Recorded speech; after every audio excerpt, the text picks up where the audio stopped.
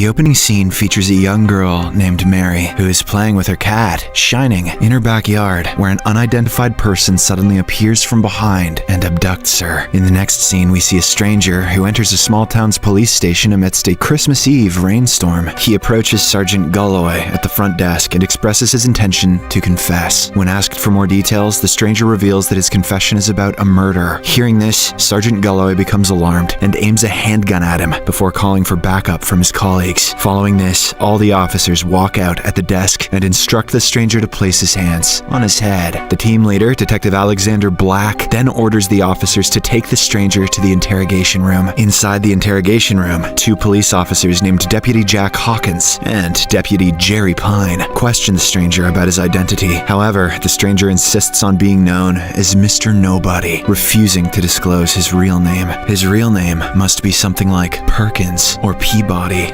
As the interrogation progresses, the stranger deliberately provokes Jack, prompting the officer to almost assault him. At the same time, Detective Alexander enters the room and interrupts the situation. He tries to extract information from the stranger, but Mr. Nobody remains unresponsive. As a result, Alexander instructs the officers to mugshot and fingerprint him before placing him in a cell. Just before leaving, Mr. Nobody notices a dedication text on Detective Alexander's golden metal pen and remarks upon it. This draws the suspicion of the detective, who seems to have received that pen from his missing daughter, Mary. On the other hand, in a secret room of the police station, Deputy Toby Sherwood and Deputy Jane Hollows are engaged in a private moment. During this, Jane experiences a vision of Mr. Nobody watching them from a distance. However, the mysterious figure vanishes when she looks at it for the second time. Toby inquires about what she saw, but she dismisses it as a possible hallucination caused by excessive caffeine. If coffee could do that, I'd be tripping balls all the time. Meanwhile, the officers find themselves perplexed upon discovering that the stranger does not possess any fingerprints. In light of this revelation, Jack decides to cross-reference the stranger's appearance with past criminal records. For this, he firstly examines the recently taken mugshot of Mr. Nobody and is startled to find that it has only captured the clothes the stranger was wearing. Just then, Jack hears the stranger whistling an eerie tune, which sends shivers down his spine. However, he conceals his fear and steps outside to calm himself with a cigarette. Shortly after, Alexander instructs his subordinates to bring the stranger back to the interrogation room for further questioning. Toby then asks Galloway about the cell in which the stranger has been held, to which the latter responds with cell number 4. Toby and Jerry proceed to that particular cell, only to discover it empty. Surprisingly, the stranger is moved to cell number 3. Despite this unusual occurrence, the officers do not pay much attention and dismiss it as a simple oversight on Galloway's part. Outside the police station, Jack's trembling hand shows his fear as he smokes, clearly affected by recent events. Moments later, he heads inside and confides in Jerry that the stranger bears a striking resemblance to a drifter whom they had arrested a year ago during their investigation into the disappearance of Mary Black. When they were unable to prove him guilty, Jack and the others resorted to assaulting him in an attempt to extract a confession, even though the accused vehemently maintained his innocence. However, Jerry dismisses Jack's claim, urging him not to dwell on it. After this, Jack proceeds to the basement to inspect the underground cells, while Alexander and the remaining officers continue the interrogation of Mr. Nobody. The stranger, who confesses to 6 murders, chillingly describes the details of his first killing. Astonishingly, Jack begins to experience the described torture firsthand, even though the stranger himself remains confined. Mr. Nobody claims to have stalked his victim, imprisoned him in a dark room, and subjected him to a brutal assault. In parallel, Jack finds himself trapped in one of the dimly lit cells, enduring a vicious beating on his back. The sound of his screams reaches the ears of the other officers, prompting Alexander, Jerry, and Galloway to rush to the basement. To their horror, they discover the lifeless body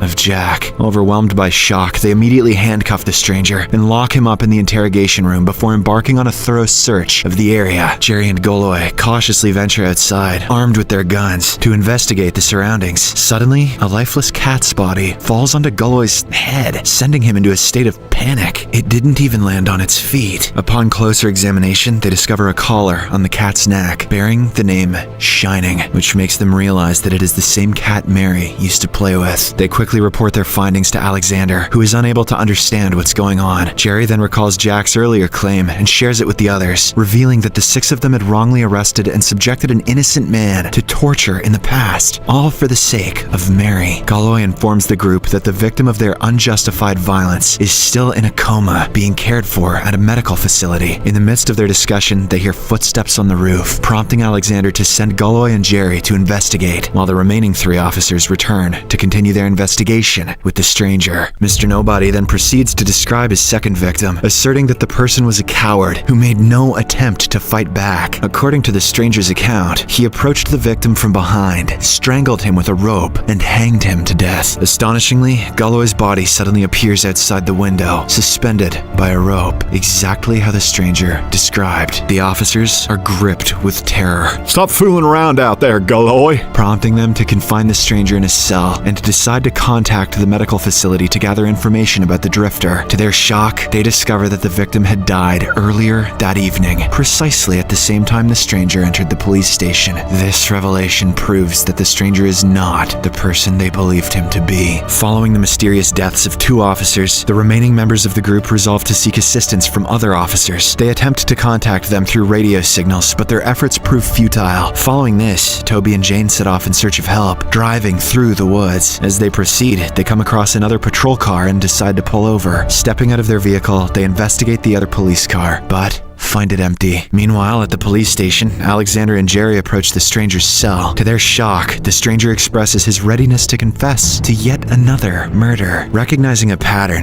Alexander frantically instructs Jerry to contact their 2 colleagues and summon them back to the station. Jerry hurries to the control room, attempting to reach Toby and Jane through the radio. Unfortunately, the bad weather causes poor signal reception, preventing him from reaching them. At the same time, the stranger proceeds with his confession, describing how he awaited his 3rd victim in a dark location. Despite Alexander's command to stop talking, Mr. Nobody disregards the order and reveals that, upon the victim's arrival, he positioned himself between them. In response, Alexander draws his gun and fires at the stranger. Startled by the sound of the gunshot, Jerry runs back to the cell, only to find that Alexander is firing at an empty space. Moments later, the stranger reappears in a different cell, declaring that he had mercilessly attacked his 3rd victim. Simultaneously, in the woods, Toby scans the surroundings in search of their fellow officers, while Jane attempts to fix the radio signal inside the car. Suddenly, Toby is ambushed from behind and fatally stabbed with a shovel. Shortly after, Jane realizes Toby's absence and calls him out by name, but receives no response. As she investigates the area, she discovers his ravaged body and becomes terrified. In a state of panic, she hastily gets back to the car and drives back to the police station. Upon her arrival, Jane tells her superiors about what she had witnessed. With this, Alexander finally grasps the chilling truth that the stranger's confessions manifest as actual killings, with each confession resulting in a corresponding death. Moreover, Alexander deduces that the stranger may be the vengeful spirit of the drifter they had tortured in the past, haunted by the injustices inflicted upon him. Alexander should change his name to Sherlock. Following the harrowing events, the 3 remaining officers make a desperate decision to flee the police station and find a safe place. Jane takes the driver's seat as the trio gets into the car. Unfortunately, the car fails to start. Alexander and Jerry step out to inspect the engine, leaving Jane inside. In an eerie turn of events, the radio mysteriously activates, emanating the voice of the stranger. "It's me, bitches," says the voice. The stranger declares that it is time for another confession, sending Jane into a state of terror. She attempts to escape from the car, but finds the door locked. Frantically, she screams for help, and Alexander and Jerry exert all their strength to shatter the car window, but to no avail. Inside, Jane's head gets ensnared in a plastic bag, causing her to suffocate. Despite Alexander and Jerry trying to break the window, they are unable to save Jane. Amidst this commotion, the voice on the radio proclaims that the unleashed wrath from the unknown depths has come to claim her in death. After some time, Jane's head is detached from her body and falls out of the car. Filled with panic, Jerry decides to kill the stranger they have held captive. He enters the police station with his gun, approaches the cell, and starts firing relentlessly at the stranger until his ammo runs out. Once he finishes, Jerry enters the cell, only to discover that it is completely empty. Moments later, the stranger narrates his next confession, announcing that his 5th victim never saw him coming. Without delay, Mr. Nobody attacks Jerry, committing yet another brutal murder. Having witnessed this horrific act, Alexander, the sole remaining officer, attempts to flee. However, the stranger asserts that Alexander cannot hide in the darkness. I was born into the darkness.